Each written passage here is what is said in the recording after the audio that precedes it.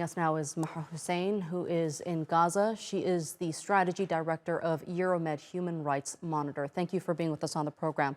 You're in Gaza. Give us some insight into what you've witnessed in the past couple of days. Thank you, and good morning, Afnan. Actually, for the past 4 days, we have been witnessing non-stop bombing conducted by the three of the naval, aerial, and yesterday the artillery Israeli shells have also joined this bombardment, this heavy bombardment of every district of the Gaza Strip. All neighborhoods, residential and densely populated areas have been targeted in a large-scale bombardment. Hundreds of thousands of people, around 180,000 people have been displaced so far. A large portion of those people are currently taking refuge in UNRWA schools, but also the majority of those are still staying at relatives' homes in relatively safer areas. The thing is that there is no place that is safe in Gaza. There are no shelters for people here.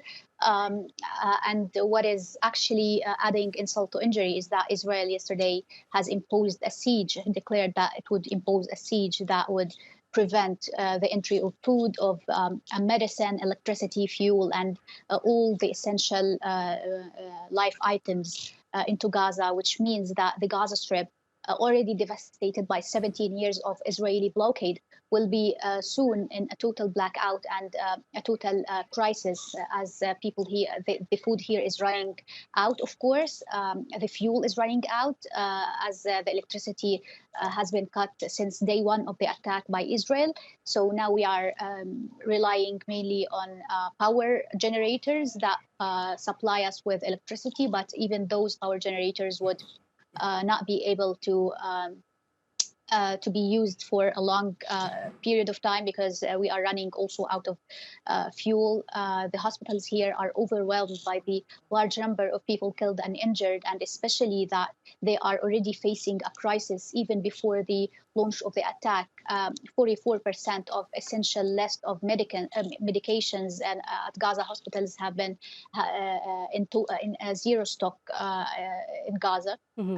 Also, the hospitals and the medical facilities are not safe here in Gaza because at least 5 hospitals have been damaged by the Israeli continuous attacks, and 1 hospital has been directly targeted, which is the Indonesian hospital in the south of Gaza, resulting in the killing of 1 medical or healthcare professional. Mm-hmm.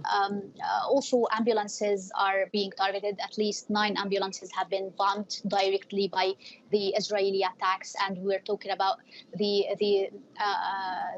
feeling of insecure in Right. all of the Gaza Strip now.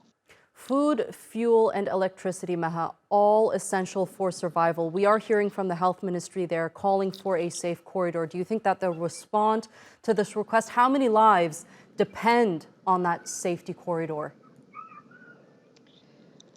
First, let me just give you a background that 80% of people in Gaza, even prior to this attack, have been depending on international aid for living.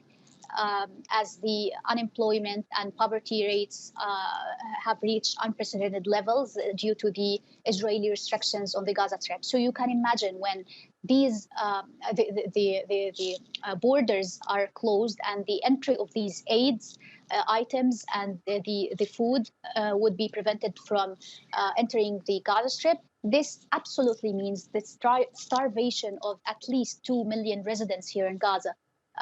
These corridors wouldn't be enough. Of course, they wouldn't be enough for serving 2 million residents who are the vast majority of whom, or around 50% of whom, are children in need for